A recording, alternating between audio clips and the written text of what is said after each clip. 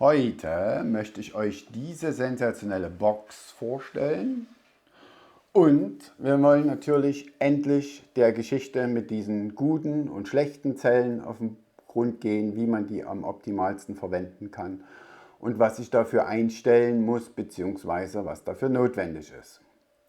Deswegen bleibt dran und los geht's. Herzlich willkommen auf unserem Kanal G8N und wir steigen direkt ein mit den Zellen. Die Box kriegt ihr erst später zu sehen. Damit können wir mit der Zauberstunde heute anfangen. Ne, können wir nicht. Ich habe noch vergessen, das Zauberwasser anzurühren. Dann fangen wir mal heute an unserem Zaubertisch mit den Kapazitäten. Ich habe da was vorbereitet. Wie könnte es anders sein? Ihr kauft euch 4 Batterien. Die kommt bei euch an und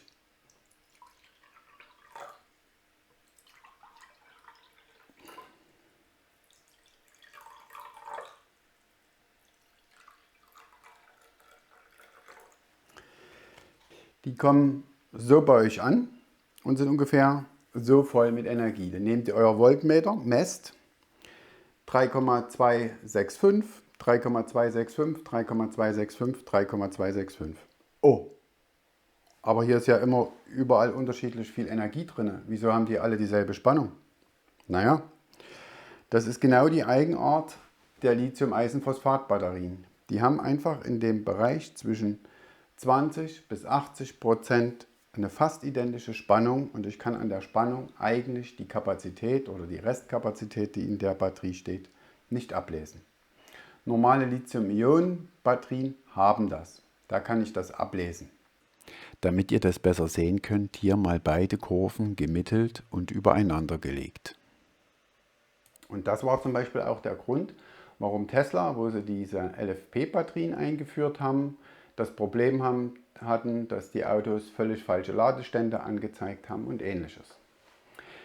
Um die jetzt benutzen zu können, gibt es verschiedene Methoden. 3, die mir bekannt sind, die ich kenne. Erste Methode ist, die Batterie kommt bei euch an, ihr baut die auf, so wie sie sich gehört, alles seriell und ladet die mit eurem Batterieladegerät auf. Euer Batterieladegerät hat wie meins, das Victron, 30 Ampere Ladeleistung, also geht hier ein ordentlicher Schluck Energie in jeden der Zellen.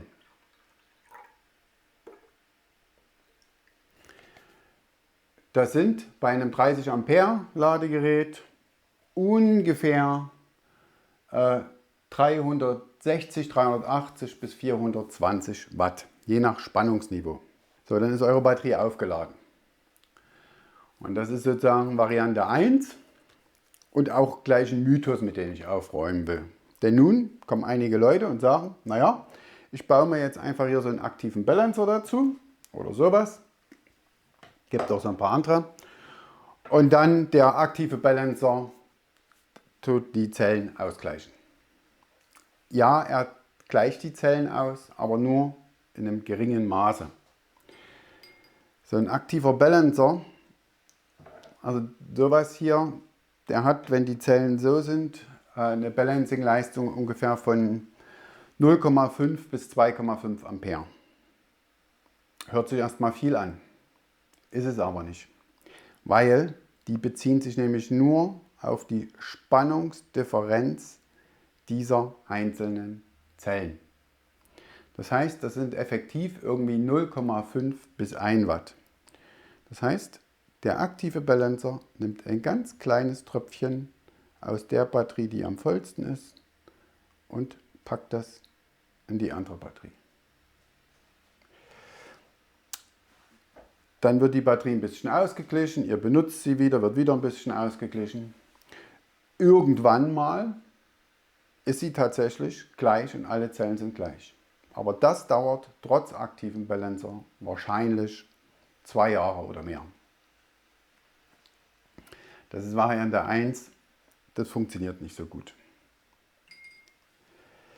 In der Variante 2 machen wir das genauso. Wir bauen die Batterie auf, laden die mit unserem starken Ladegerät. Das ist nämlich die Variante, die ich euch in dem Video erklärt habe. Und dann schalten wir alle unsere Zellen parallel. Ich habe die Zellen jetzt alle parallel geschlossen, ne? Und durch das Anschließen der Busbars, dadurch, dass die alle parallel sind, sind die Ausgleichsströme viel höher. Ich habe keine Elektronik, die das macht oder sonst irgendwas. Das heißt, diese eine Batterie, diese 4 Zellen sind jetzt zu sehen wie eine Batterie.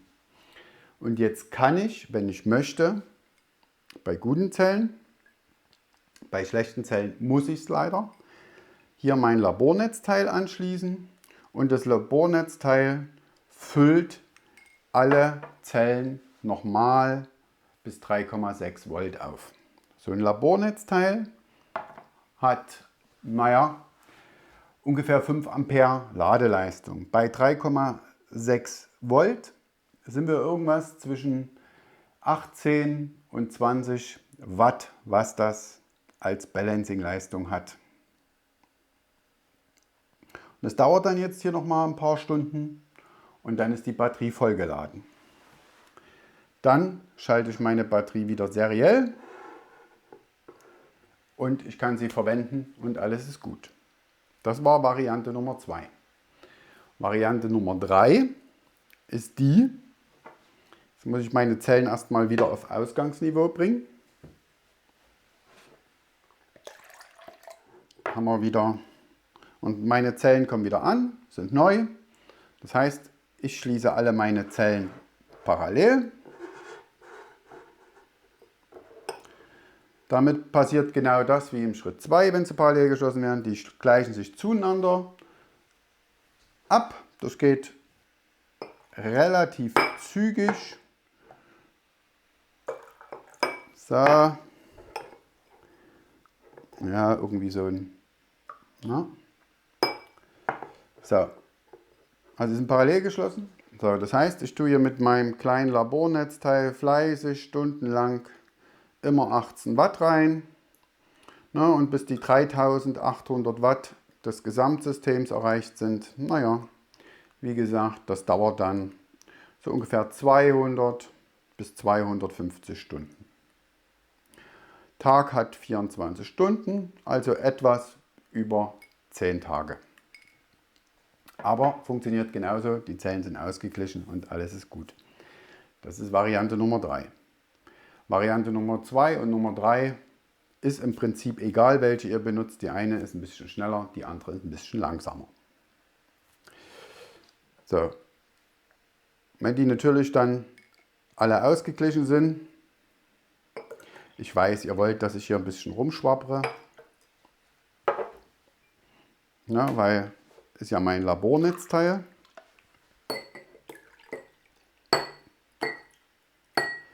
So.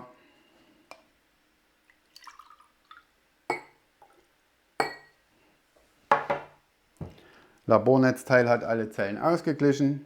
Dann baue ich meine Batterie zusammen.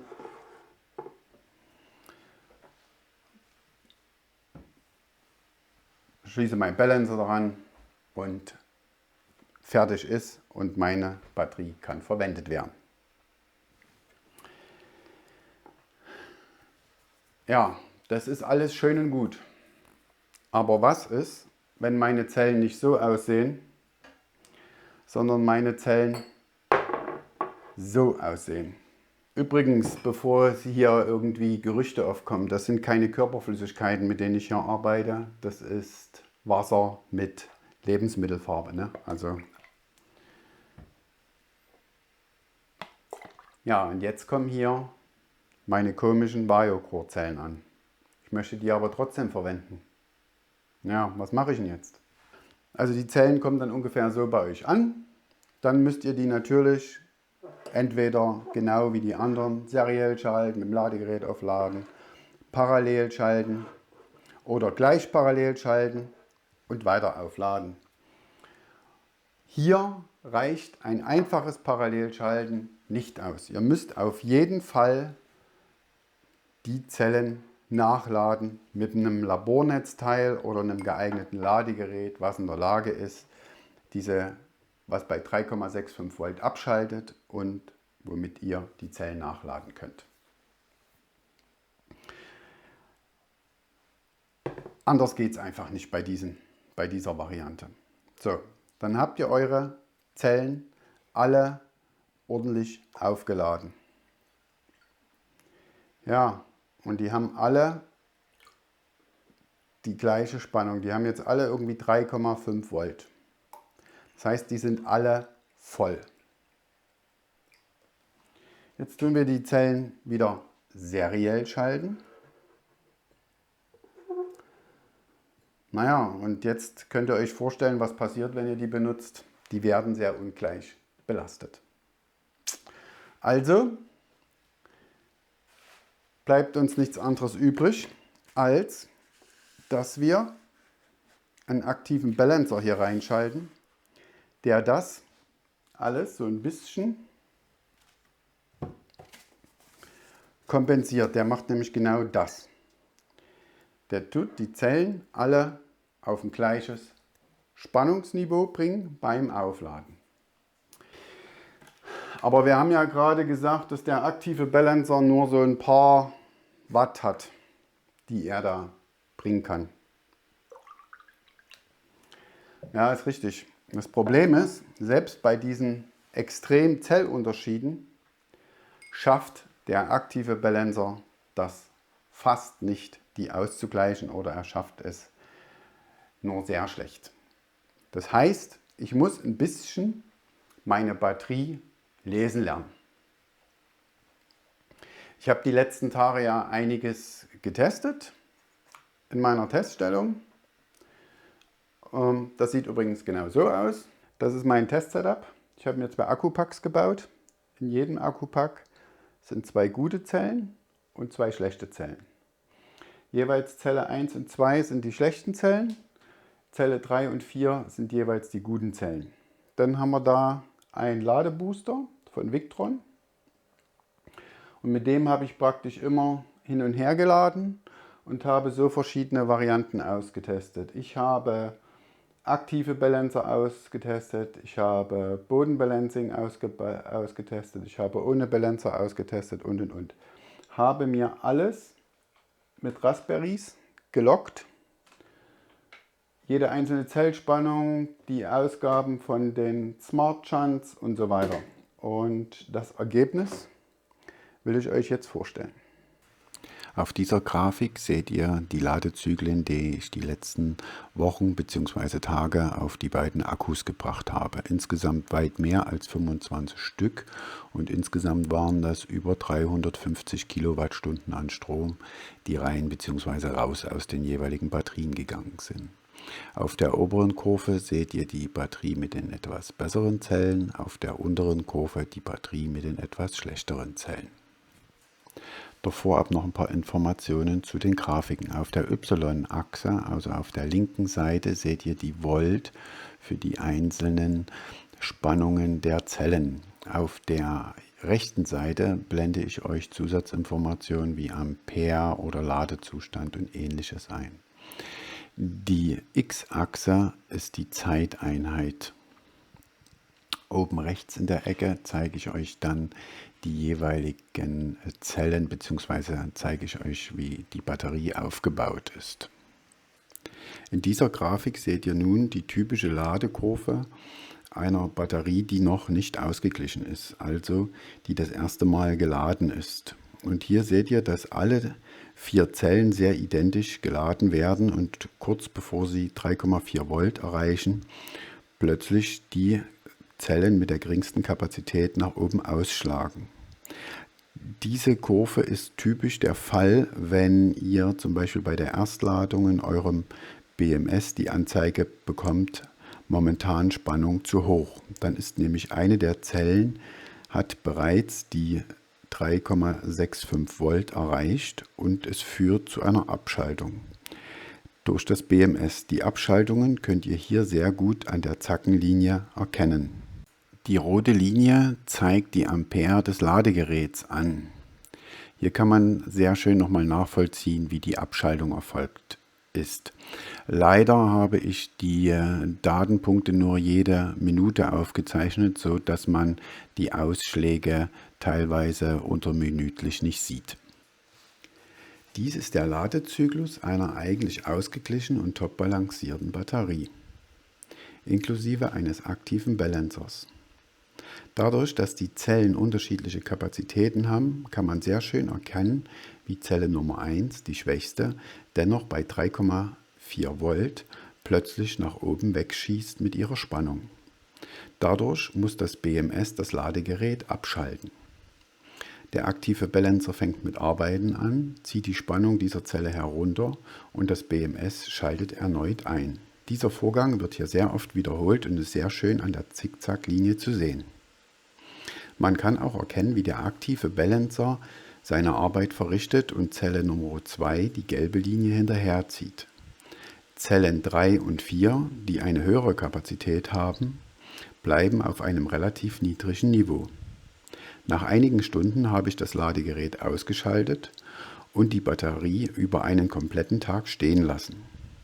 Hier sieht man, wie der Balancer die Zellspannungen angleicht. An diesem Punkt erfolgte ein erneutes Einschalten des Ladegerätes.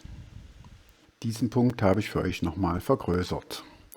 Und obwohl vorm Einschalten des Ladegeräts die Zellspreizung lediglich 3 Millivolt betrug, zeigt sich doch, sobald die Spannung wieder steigt, wie die Zellen auseinandergehen. Jetzt hier sehr schön zu sehen, dass Zellen 3 und 4, die beiden mit der eigentlich größeren Kapazität, jeweils nach unten oder nach oben wegdriften. Des Weiteren ist hier sehr schön zu sehen, wie das Ladegerät in eine sogenannte Absorptionsschaltung geht. Also die Spannung hält und der Strom sinkt. Jetzt hier mit der roten Kurve dargestellt. Ja, schön. Jetzt können wir natürlich sagen, super, wir haben es, aktiven Balancer verbauen und wir können unsere blöden Zellen benutzen. Das wäre leider zu einfach. Das, was ich euch da gezeigt habe, diese Vorgänge mit dem Zu- und Abschalten und bis das BMS die Zellen alle auf dasselbe Niveau gebracht haben, das kann viele Stunden dauern. Und wenn das passiert, wenn diese Zelle sozusagen immer ständig bei 3,65 Volt gehalten wird, beziehungsweise immer kurz darunter oder hin und her schwankt, dann schädige ich diese Zelle weiter. Warum bin ich der Meinung, dass ich diese Zelle weiter schädige? Naja, ganz einfach. Diese Zelle wird während dieses Vorgangs auf 31, 32 Grad erwärmt. Hingegen die anderen Zellen blieben alle bei Zimmertemperatur zwischen 24 bis 25 Grad. Also passiert dort definitiv was mit der Chemie und das schädigt meine Zelle weiter. Deswegen würde ich im BMS Einstellungen vornehmen. Und zwar würde ich die obere Abschaltspannung bei 3,48 bis 3,55 Volt einstellen. Jetzt, wenn wir das im BMS eingestellt haben, ist aber die Welt in Ordnung.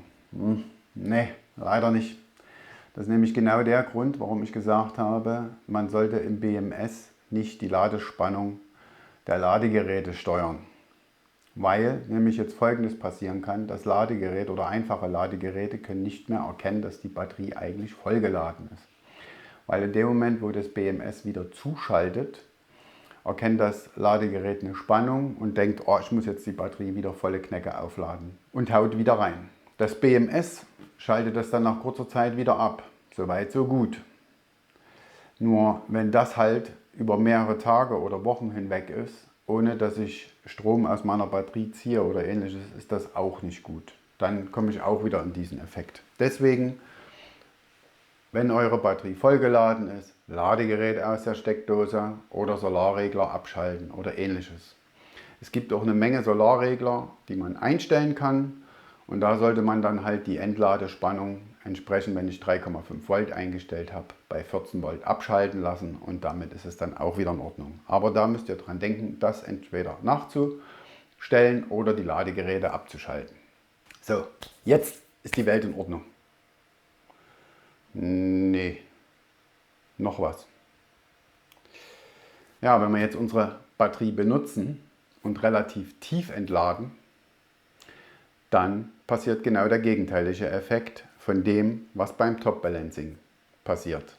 Und das sieht so aus. Entlade ich meine Batterie, dann passiert natürlich das, dass die beiden Zellen, die am schwächsten sind, am ehesten nach unten durchbrechen. Das heißt, die Spannung der beiden Zellen sackt ab. Nun beginnt der aktive Balancer wieder zu arbeiten und transferiert Energie von den beiden guten Zellen in die beiden schwächeren Zellen, womit die Spannung bei diesen Zellen wieder steigt. Soweit, so gut.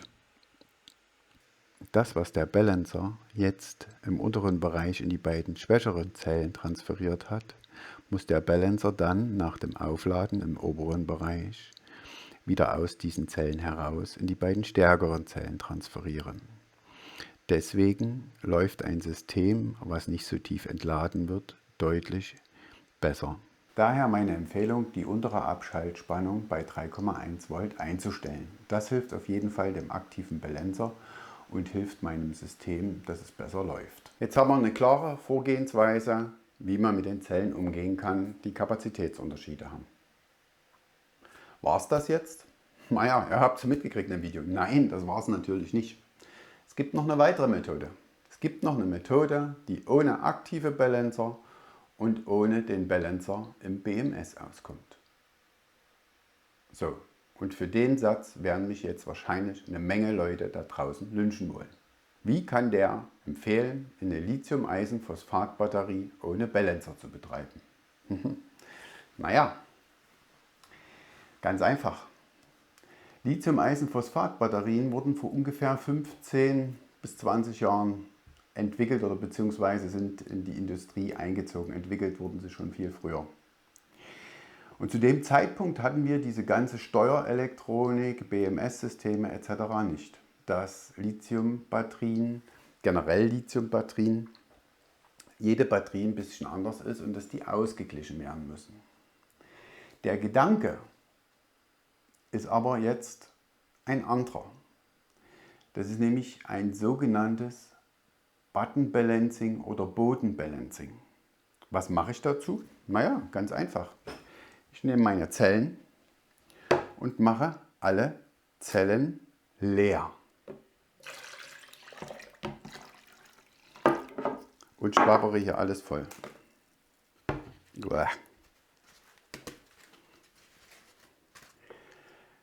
Ja, wie jetzt? Ich mache alle meine Zellen leer. Ja, ich mache alle meine Zellen leer. Und wie mache ich das am besten? Naja, einfach entweder mit so einem Lastwiderstand, der bei 2,5 Volt abschaltet, oder mit so einem EBC-Testgerät. Ich tue nämlich alle meine Zellen parallel schalten und hänge das Entladegerät dran und das zieht meine Zellen leer. Dann baue ich meine Batterie wieder zusammen, schalte im DALI BMS den Balancer aus, nämlich indem ich ihm sage, du sollst erst balancen oberhalb von 3,7 Volt und ich montiere keinen aktiven Balancer. So, und jetzt kann ich die Batterie benutzen. Ist sensationell, oder? Ich habe es gemacht. Ich zeige es euch. Hier könnt ihr die Ladekurve mit dem Button Balancing sehen. Die Zellen driften während des gesamten Bereichs lediglich 10 bis 14 Millivolt auseinander. Lediglich oberhalb von 3,4 Volt fängt die schwächste Batterie an, nach oben auszubrechen.